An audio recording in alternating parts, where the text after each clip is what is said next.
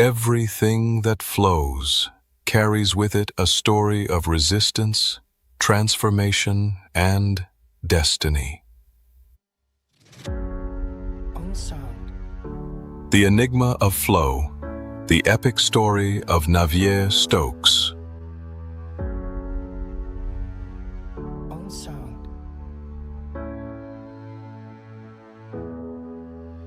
Paris, 1785. The gunpowder of the French Revolution has not yet exploded, but the air already carries the weight of change.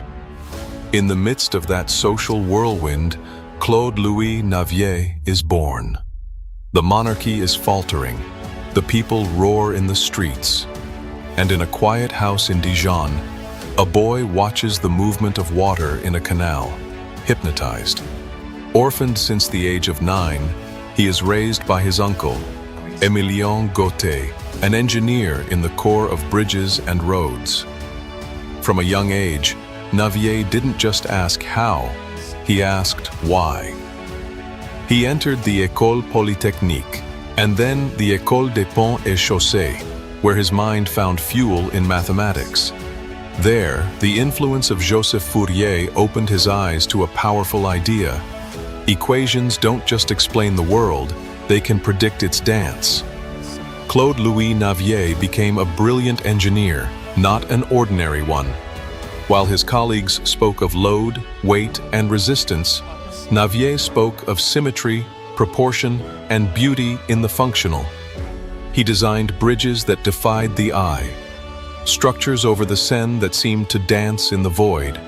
But his greatest ambition was not to build with steel, it was to build with ideas. He tried to apply the most advanced mathematics of his time to structural engineering. But in an era where intuition still carried more weight than theory, that was dangerous. His design for a suspension bridge was rejected. His reputation eroded. The more conservative engineers did not understand his vision. His bridge was dismantled for not leaving an empirical safety margin. Navier fell into disgrace, but in that fall, he found freedom. Far from government offices and technical judgments, Navier returned to his essence, to his desk, to his equations.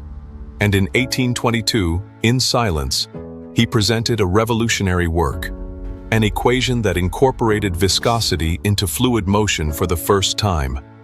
A colossal step, a break with the ideal and unrealistic models of the past. Until then, equations described perfect fluids, without friction, without resistance, without soul. Navier changed that. He introduced chaos, and with it, reality. But he knew his formula wasn't perfect. It was missing something. He said it himself, "I have not captured everything." He died in 1836, without recognition, without glory, but having sown a seed that would change the world. A man who tried to catch movement in an equation, and although he didn't quite succeed, he opened the door.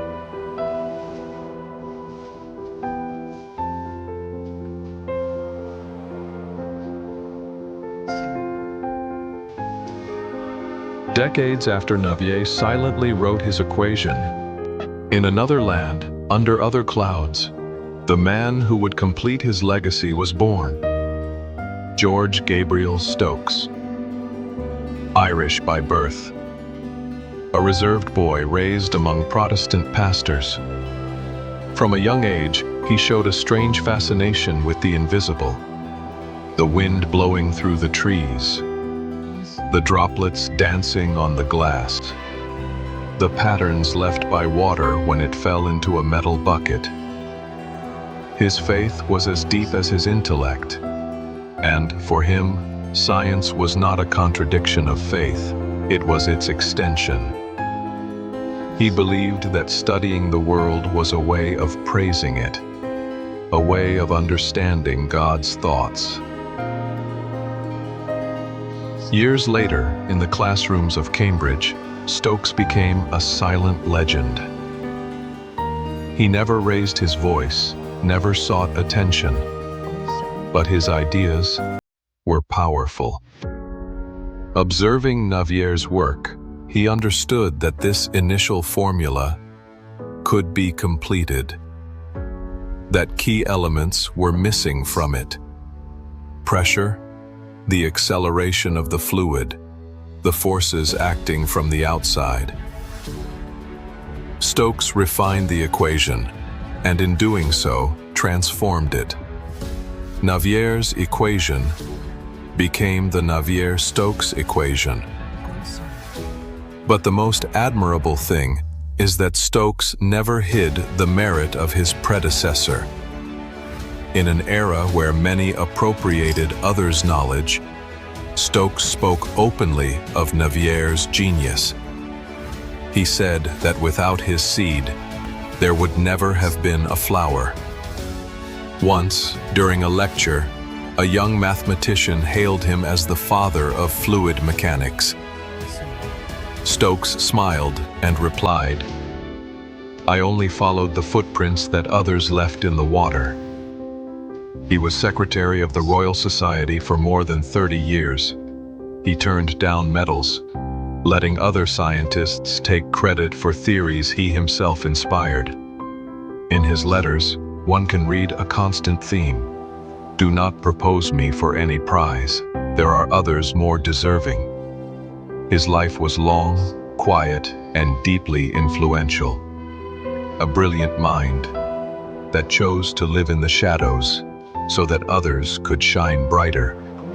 He died without pomp, without applause, but his name was engraved forever on the equation that governs motion. An equation that describes not only flow, but the humility of the great. An equation born from the genius of two men who never met, and yet worked together across time.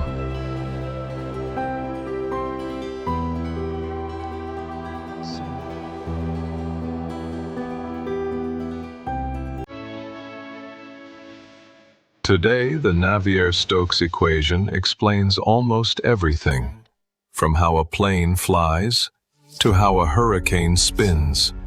It is the basis of computational fluid dynamics. Thanks to it, we simulate blood, smoke, water, fire. We design cities, predict storms, create digital worlds. But there is a problem. It works, and no one knows why. Mathematically, it has not yet been proven whether it always has a solution, nor if that solution is unique. A paradox. We use it to understand the world without fully understanding it.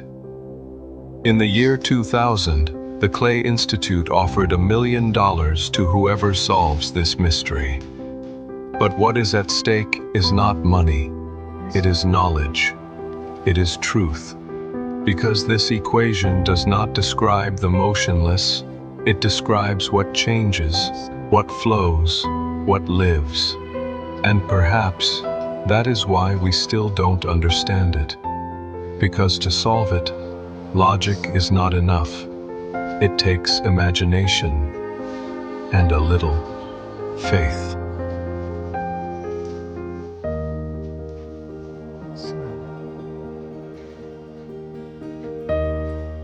Claude-Louis Navier was rejected for dreaming too much. George Gabriel Stokes preferred silence to glory. One fell into oblivion, the other chose the shadows. But their names live on in the equation that moves the world. An equation that has no face, but lives in every cloud, in every wave, in every breath. The two men never met. They lived in different centuries, spoke different languages, but their legacy flows together, like rivers that are born far apart and meet in the same sea. Today, in every laboratory, in every classroom, in every simulation, their work lives on. And you, listening to this story, are also part of it. Because there are equations that are not written only with numbers. They are written with courage, with humility, with vision. The flow continues, and so does the enigma. Will you be the one to solve it?